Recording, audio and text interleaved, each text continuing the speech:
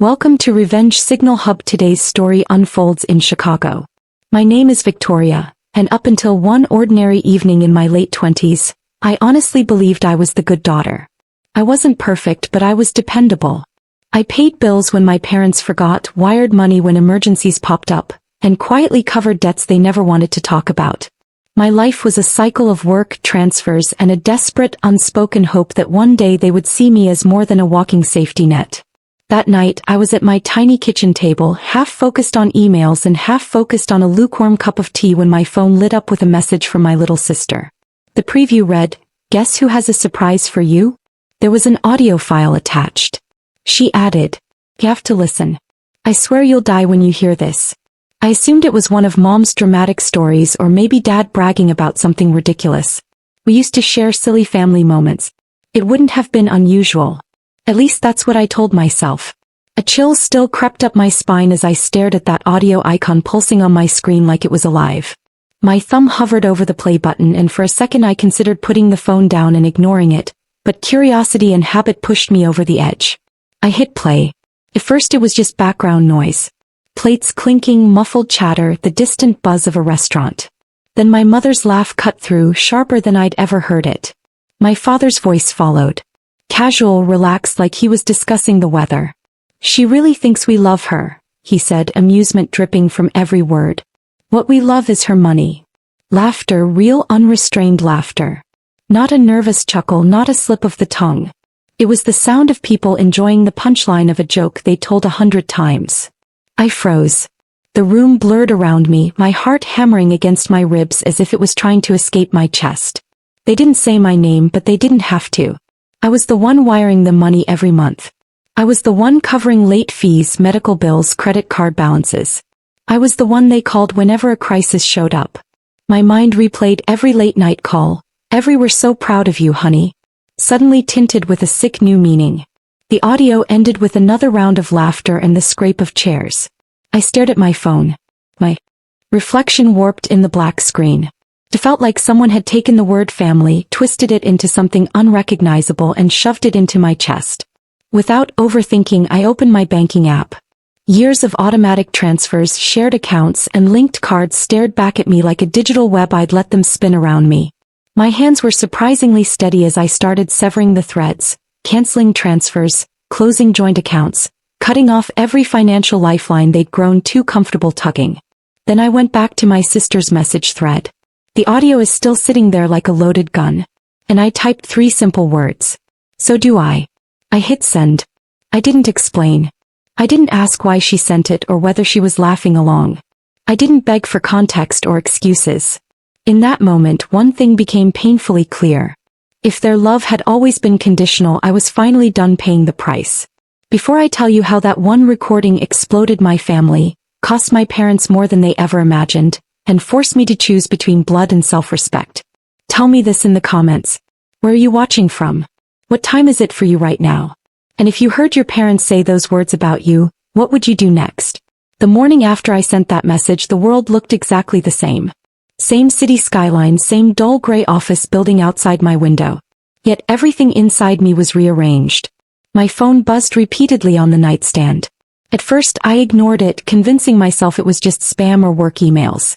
But when the buzzing turned frantic, I finally picked it up. Dozens of missed calls from home. Messages piled on top of each other in the family group chat that usually sat dead and dusty. "Victoria, the bank is saying the transfer didn't go through. Did you change something? Then your mother is worried sick. Answer your phone." Then the next wave. "Our mortgage payment bounced. What are you doing?" And then, as if on schedule, the guilt. "After everything we've done for you, this is how you repay us. We're drowning and you're just watching."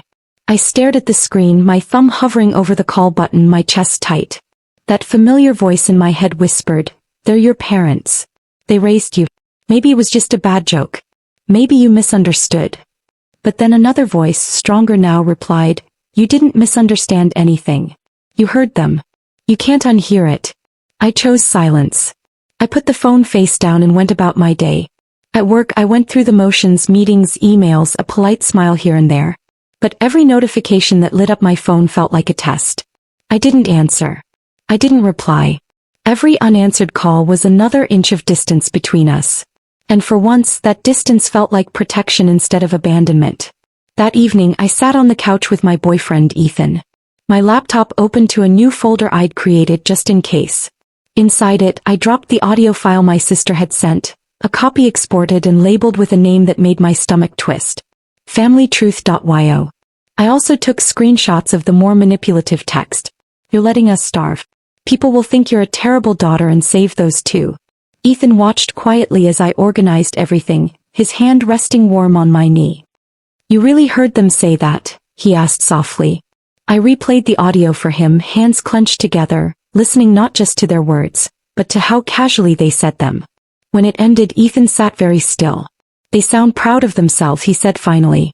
Not guilty, not ashamed, just amused. I used to think I was their safety net, I murmured. Turns out I was just their favorite investment. I told him about the messages, about the bouncing mortgage payment, about how quickly concern had turned into accusation. He listened really. Something I was still getting used to after years of having my feelings brushed off with "you're too sensitive" or "stop overreacting." Ethan said slowly. You have two choices now. You can pretend you never heard that recording, flip the money back on and go back to the way things were, or you can let this be the moment you stop paying for their approval. In my head, I saw it exactly the way he described two timelines. In one, I called them, apologized for overreacting, listened to their half-hearted excuses about jokes and stress. I turned the transfers back on and we all pretended nothing had happened. But I'd know. I'd live every day with the knowledge that their affection was rented by the month. In the other timeline, I did nothing. I held my line. I let them feel the consequences of building their life around my income. I risked being labeled the selfish, ungrateful daughter. But for the first time, I'd be choosing myself. What if I regret it? I asked. Either way, you probably will, at least for a while. Ethan shrugged. That's what happens when you've been trained to feel guilty for existing. The question is, which regret can you live with? Over the next few days, my parents shifted strategies like seasoned manipulators. The messages changed tone. We're worried about you. Are you okay mentally? We told Aunt Lisa. You've been acting strange. We're all praying for you. They started calling extended family, framing my silence as a breakdown instead of a boundary. I heard through a mutual friend that they were telling people I'd chosen my boyfriend over the family that raised me. Not once did they mention the recording. Not once did they mention the years of transfers I'd sent without question. As the gossip circulated, my anger slowly burned into something sharper. Resolve. I had proof. I had the truth. And if they wanted to drag my name through the mud, I would no longer lie down and let them walk over me. Have you ever realized the people you love most are willing to rewrite the story to make you the villain as long as it keeps them comfortable? And if you had proof they were lying, would you stay quiet to keep the peace? Or would you let the truth speak for you? I thought the distance would keep things from escalating further. If I didn't engage, if I didn't feed the drama, maybe it would burn itself out. I underestimated how desperate people can get when they lose control, especially financial control. It was a regular Tuesday at the office, the kind of day where the fluorescent lights felt extra harsh and the coffee tasted slightly burnt. I was midway through a budget meeting when my assistant knocked on the conference room door. Her smile was tight, uneasy. Victoria, she whispered. There are two people here asking for you. They say they're your parents. My stomach dropped. I had never given my parents the exact address of my workplace. Just vague descriptions, and I work in finance downtown. For them to be here meant someone had helped them. Most likely my sister. Eager to stay on their good side. I excused myself and walked toward the lobby, each step heavier than the last. There they were, my father, Henry, pacing near the reception desk, face flushed, energy coiled like a spring. My mother, Natalie, sitting rigidly in a chair, clutching her purse in both hands as if it might anchor her to the ground. They looked smaller somehow, out of place among the glass walls and polished floors. Victoria, Henry said loudly as soon as he saw me, drawing the eyes of nearby coworkers. We need to talk.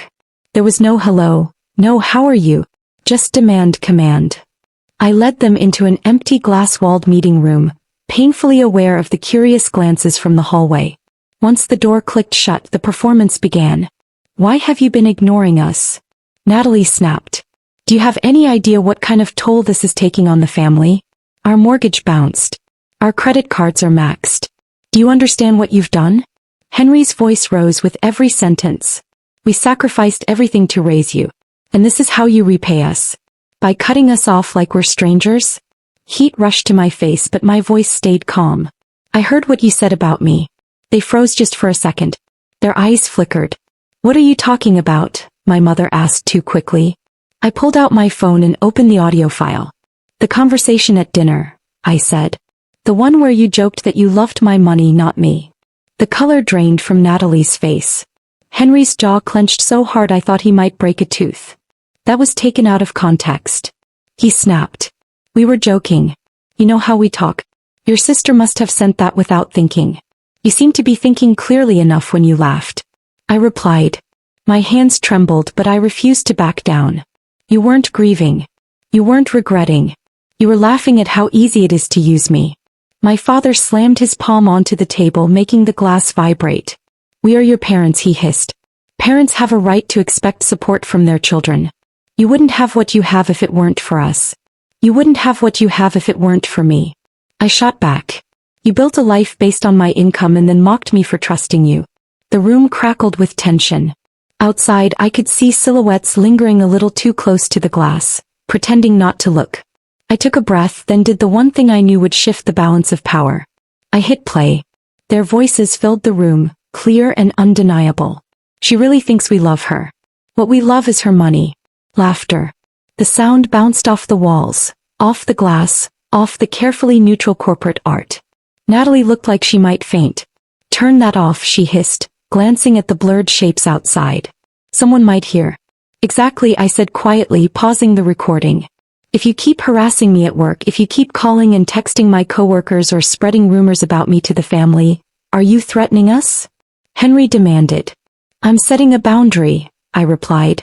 No more ambushing me at my job. No more guilt-tripping me. No more calling me selfish to anyone who will listen. If you don't stop, I will protect myself with the truth and with a lawyer if I have to. For a long moment none of us spoke. I could see outrage wearing with fear in their eyes. They had always counted on three things. My guilt, my silence, and my desire to protect their image. That day I shattered all three. We just wanted you to remember you're part of this family, my mother finally murmured, tears gathering in her eyes. Family doesn't threaten family. Family doesn't monetize their daughter's kindness, I said, standing up. You lost the right to use that word as a shield when you turned me into your favorite source of income. I opened the door to signal that the conversation was over. They left in a storm of tense whispers and tight shoulders, but they left. As the glass door closed behind them, my heart pounded so hard I could feel it in my fingertips. I was shaking not from fear, but from the sheer adrenaline of finally choosing myself in front of them, in a place they couldn't control. If you were in that room with me, would you have pressed play on that recording in front of your parents? Or would you have swallowed your anger to keep the peace and protect their reputation? After the confrontation at the office, I knew two things for sure. One, my parents had finally realized I wasn't going to turn the money tap back on. And two, they were not going to accept that without a fight. The next few weeks felt like the aftermath of a storm that hadn't fully passed. The skies were clearer, but the air was still thick with tension.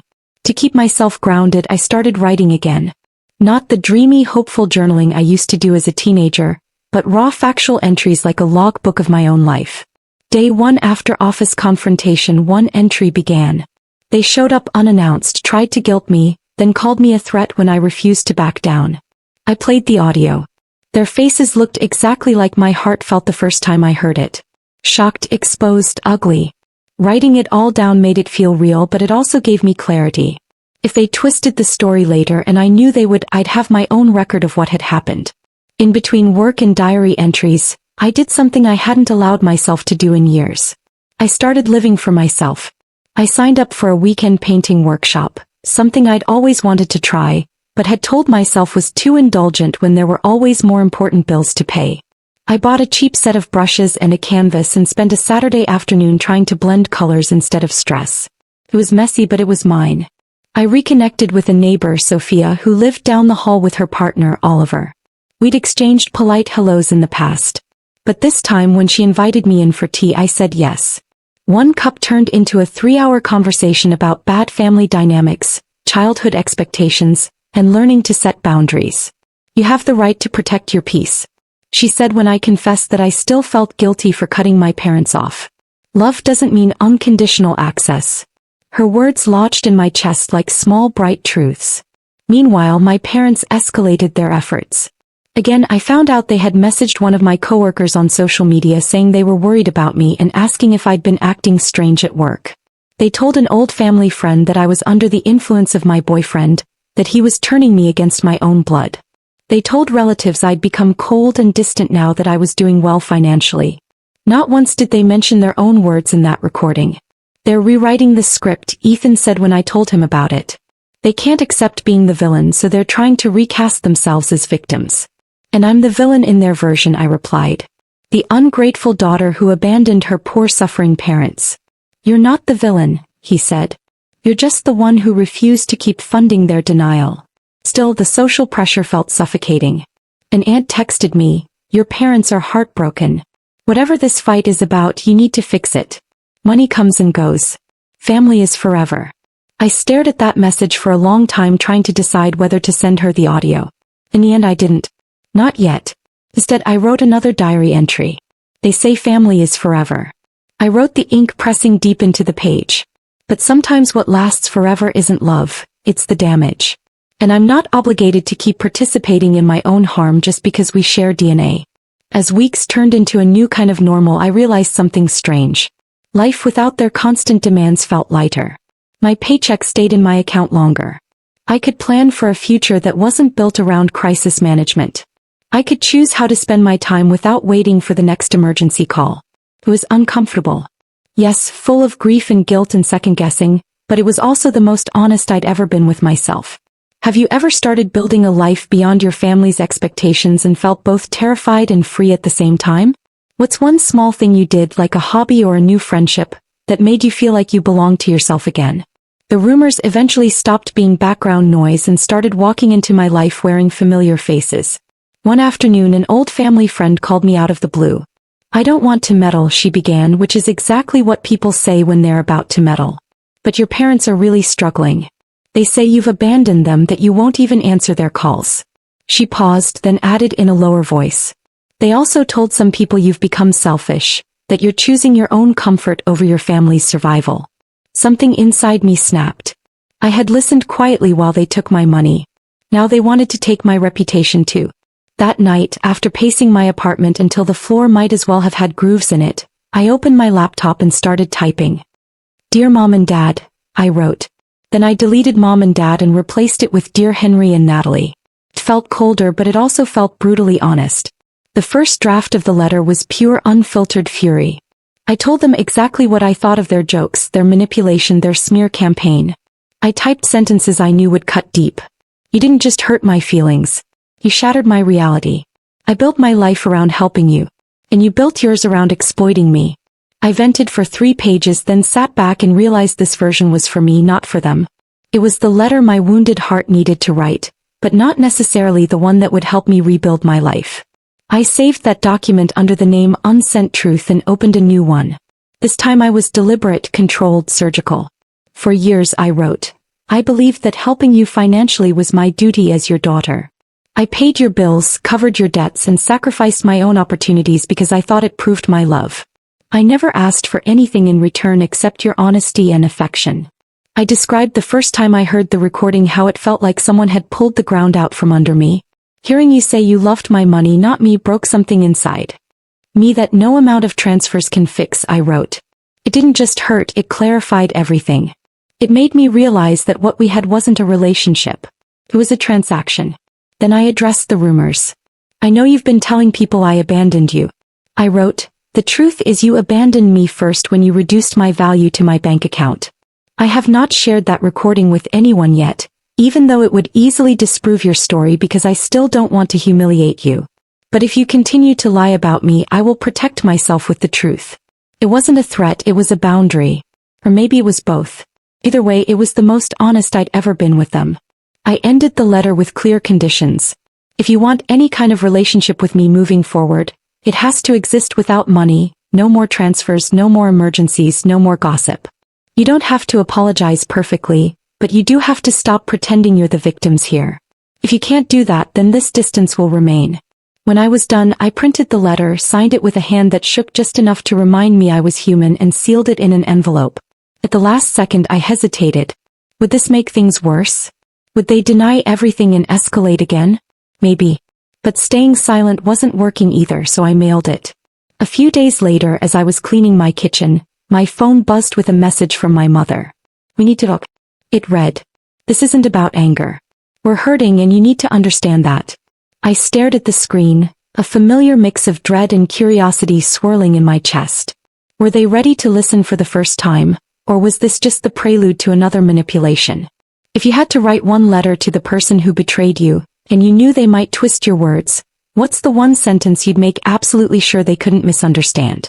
We agreed to meet at a small cafe not far from my apartment, a neutral place with warm lighting and the smell of coffee thick in the air. As I walked there, my mind played out every possible version of the upcoming conversation. In one version they were contrite. In another they were furious. In most of them I left feeling worse than when I arrived. They were already seated when I walked in, facing each other instead of the door, as if they needed to rehearse their lines one last time. Natalie wore the kind of strange smile that never reached her eyes. Henry's expression was stern, but under it I saw something new. Not authority, not control, but desperation. "You look tired," my mother said as a greeting. "All this drama must be exhausting for you." I sat down, resisting the urge to roll my eyes. "You wanted to talk," I said. "So talk." My father cleared his throat, folding his hands on the table like he was at a business meeting. "We read your letter," he began. "You clearly felt hurt by what you heard." The way he emphasized felt made my jaw tighten. "It wasn't a feeling," I said evenly. "It was a recording. We shouldn't have said those things." My mother cut in. "It was a bad joke. We were stressed. Money has always been tight. We vent sometimes. You know how we are." "I thought I did," I replied. "Then I heard you laughing about how much you love my money." Henry shifted uncomfortably. "Parents expect support from their children," he said. "That's not a crime. You're acting like we robbed you. You didn't just expect support." I corrected him. "You built your life around it. You made my income part of your survival plan and then mocked me for being naive enough to help." For a moment the mask slipped. My father's eyes hardened. "Do you have any idea how hard things have been since you cut us off?" He demanded. "We're behind on everything. The bank is calling. People are asking questions. We're embarrassed." "I'm sure it's difficult," I said quietly. "But that's what happens when you live beyond your means and rely on someone else's paycheck to hold it all together."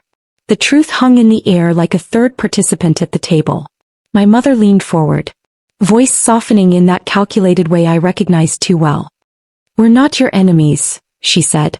"We just want our daughter back. You're letting that recording erase years of family." I thought of all the times I'd bailed them out. The nights I'd cried over my own empty account while they reassured me that I was doing the right thing. I thought of the audio. "She really thinks we love her. What we love is her money." "I'm not erasing years of family," I said. "I'm acknowledging what those years really were." That was when Henry played what he clearly thought was his trump card. "We've been talking to a lawyer," he said, voice carefully casual. "About our estate, the house, the little we have. We wanted you to know that if you keep pushing us away like this, there won't be much reason to keep you in those plans." He watched me, waiting for the reaction he'd always gotten. Fear, panic, desperation to get back into their good graces. Instead, something inside me went very, very still. "You're threatening to disinherit me?" I asked. "We're simply saying. Actions have consequences," he replied. "Family looks out for family. If you're not willing to be there for us now, why should you benefit from anything later?" I almost laughed. "You do realize how ironic this is, right?"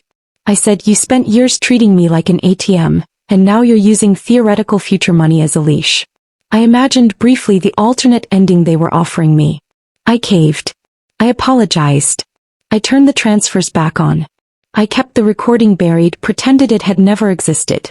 One day, years from now, I'd inherit a house that had cost me my mental health, my peace, and my self-respect. In that version of the story, I'd win the asset but lose myself. "Keep the house," I said calmly. "Keep whatever's in your will. I don't want to build my life around waiting for you to die so I can finally feel compensated." Natalie stared at me, stunned. "You don't mean that," she whispered. "Every child cares about inheritance." "I care about not being used," I said. "And I'm done paying for love that was never real." There was that shift behind their eyes. Not understanding, not remorse, just fear. fear that I no longer responded to their familiar buttons, that the leverage they'd always counted on didn't work anymore. "So that's it," Henry said bitterly. "You're just going to walk away? Leave us to pick up the pieces?" "You're adults," I replied. "You made choices. You talked about me like I was a credit line, not a person. I'm not responsible for fixing that." We sat there in heavy silence, the noise of the cafe washing around us like static. Finally I stood. "If you ever decide to talk without manipulation, without money, without threats," I said, "you know how to reach me. Until then I'm done." I walked out without looking back. Outside the air felt colder than it should have.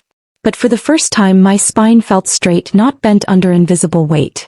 If your parents tried to hold an inheritance over your head to keep you obedient, would you take the deal and swallow your anger? Or would you walk away and risk being labeled the ungrateful one? Time didn't magically heal everything after that cafe meeting, but it did something more honest. It revealed what people really valued. In the months that followed, I didn't hear from Henry or Natalie directly, but I heard about them a lot. A cousin mentioned at a party I skipped that my parents were in trouble with the bank, that they'd tried to refinance their home and been denied. Another relative whispered that they had sold their second car and were downsizing, though they framed it as a fresh start. A family friend, one of the few who didn't immediately buy into their victim narrative, pulled me aside one afternoon. "They're very defensive whenever someone asks why things are so tight," he said. "And when your name comes up, it's like walking into a wall. People are starting to wonder what the real story is." The more they tried to control the narrative, the more cracks appeared in it. They could paint me as selfish all they wanted, but they couldn't explain away the years of comfortable living that had mysteriously evaporated once I stopped paying their bills. Meanwhile, my life didn't fall apart. It quietly, stubbornly improved. I wasn't rolling in luxury, but for the first time, my paycheck felt like it belonged to me. I started putting money into savings instead of bailing out emergencies every other week. I took another painting class. I started writing more stories, essays, fragments of the life I wanted instead of the one I'd been assigned. One evening, I hosted a small dinner at my apartment. Ethan was there, of course, along with Sophia and Oliver, plus a couple of friends from my art class. The food wasn't perfect. I burned the garlic bread and had to scrape off the worst parts, but nobody cared. We laughed until our sides hurt, told stories that had nothing to do with childhood trauma or unpaid debts. At one point, as we sat around the cluttered table, I looked at the mismatched plates, the cheap wine, and the faces of the people around me and realized with a quiet shock, this feels like family. Not the kind that demands, manipulates, and keeps score. The kind that shows up, listens, and stays because they want to, not because they have to. "To chosen family," Sophia said, raising her glass when I shared that thought out loud. "To the people who don't make love conditional." We clinked glasses, and for the first time in a long time, the word family didn't taste bitter in my mouth. Later that night, after everyone had gone home and the apartment was filled with the soft chaos of empty glasses and leftover food, my phone buzzed with a text from an unknown number. "We lost the house." It read, "Hope you're happy." There was no signature, but I knew who it was. I stared at the message for a long time. Old habits urged me to apologize, to ask if they had somewhere to stay, to offer money, even if just for one last time. But another part of me, the part that had been slowly growing stronger, saw the message for what it was. Not a cry for help, but yet another attempt to hook me with guilt. I typed out a dozen responses and deleted them all. In the end, I didn't reply. I turned my phone face down, stepped out onto my small balcony, and let the cool night air wash over me. The city lights stretched out in front of me, indifferent and beautiful. Somewhere out there, my parents were packing boxes, blaming me, blaming life, blaming anyone but themselves. Maybe one day they'd sit together in a smaller place, look at each other, and realize that the punchline of their joke had finally landed. The daughter whose money they loved more than her had walked away, and she took her money and her love with her. Their message had backfired. The recording that was supposed to humiliate me, to remind me of my place, had instead exposed theirs. Cost them comfort, reputation, and control. It cost me my illusion of what family was supposed to be, but gave me something far more valuable, the freedom to define it for myself. As I stood there under the night sky, I whispered a quiet truth I wished someone had told me years ago. You are allowed to choose yourself even if your family never understands why. If you made it this far, I want to ask you one last thing. When you hear the word family, who do you picture first? The people who share your blood, or the people who make you feel safe, respected, and loved without conditions? Tell me in the comments which one you'd choose if you had to. And if you've ever had to walk away from toxic relatives to save yourself, know this. You're not the villain. You're just the main character finally taking your story back.